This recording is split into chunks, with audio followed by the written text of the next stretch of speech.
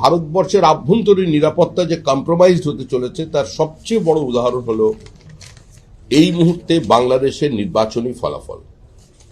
আজকে ভারতের সীমান্ত বরাবর জামাতের উত্থান, অর্থাৎ ওপারে ঠিক যেখানে দাঁড়িয়ে আছে সেখানে রবীন্দ্রনাথের মূর্তি ভাঙছে, আর ঠিক এপারে রবীন্দ্রনাথের ছবিতে আগুন জ্বলছে। ওখানে এক পারে দাঁড়িয়ে দেখতে পাচ্ছেন আপনি সত্যজিৎ রায়ের বাড়ি ধ্বংস করা হচ্ছে, আর ঠিক তার এপারে দাঁড়িয়ে পোস্টার লাগছে মূর্তি পূজা বন্ধ করো।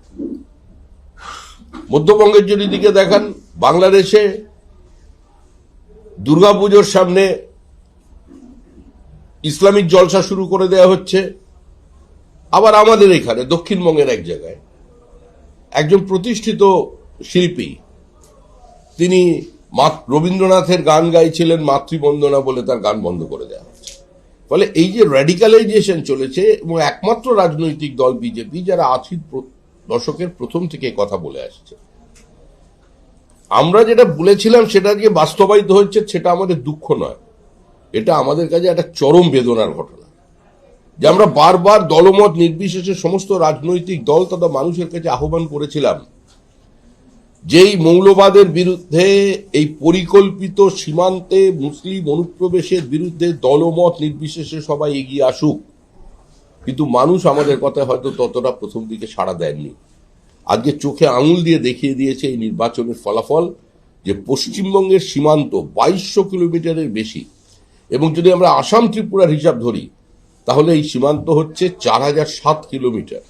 4007 কিলোমিটার সীমান্তের পাশ দিয়ে জামাতের উত্থান, এটাই হচ্ছে বাংলাদেশের নির্বাচনের ফলাফলের সবচেয়ে গুরুত্বপূর্ণ বিষয়, যেটা হয়তো কিছুটা হলেও সংবাদ মাধ্যমে উপেক্ষিত। মুখ্যমন্ত্রী 2011 সালের নির্বাচনে যাদের সাহায্য নিয়েছিলেন বা যাদের হাত ধরেছিলেন সেটা মানুষের জানা। সিমির প্রতিষ্ঠাতা সভাপতিকে ভারতের প্রধানমন্ত্রীর বারণ করা সত্ত্বেও রাজ্যসভায় পাঠানো হয়েছিল। তো স্বাভাবিকভাবেই ওপাশে যখন জামাতরা তাদের এতটা রাজনৈতিক উত্থান হয়ে গেছে, নির্বাচনে জিতেছে, যেভাবেই জিতুক তাদের সহযোগিতা এপারের জামাতরাও পাবে।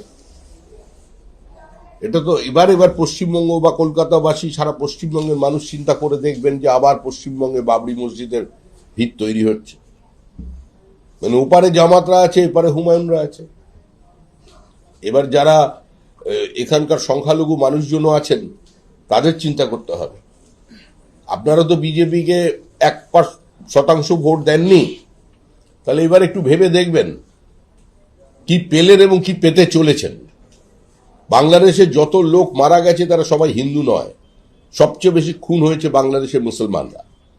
শিক্ষিত মানুষজন সেখানে আক্রান্ত হয়েছে, শুধু ব্লগার আক্রান্ত হয়নি, অধ্যাপক আক্রান্ত হয়েছে, চিত্রতারকা আক্রান্ত হয়েছে, সঙ্গীতজ্ঞ আক্রান্ত হয়েছে, গীতিকার আক্রান্ত হয়েছে, মুক্ত মনস্ক মানুষ আক্রান্ত হয়েছে, যারা মৌলবাদের বিরুদ্ধে, এই ধর্মান্ধ ফ্যাসিজমের বিরুদ্ধে, ধর্মীয় ফ্যাসিজমের বিরুদ্ধে যারা আওয়াজ তুলেছেন তারা আক্রান্ত হয়েছে। এবার পশ্চিমবঙ্গ সেটা হবে, হচ্ছে সীমান্তবর্তী জেলা, এবার কলকাতায় হবে।